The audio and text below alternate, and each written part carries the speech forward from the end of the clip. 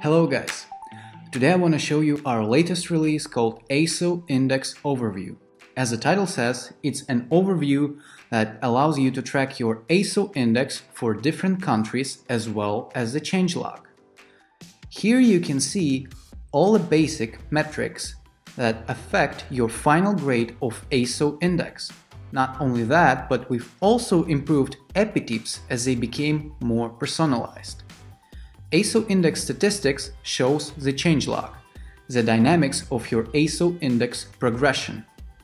Here you can see some keywords for your app, ratings by different versions and even competitors. And this very map allows you to digest your present in different countries. Also, you can switch the view to see the list of all available countries. You can also filter them by region. And well, that's it for today. Thank you all for watching.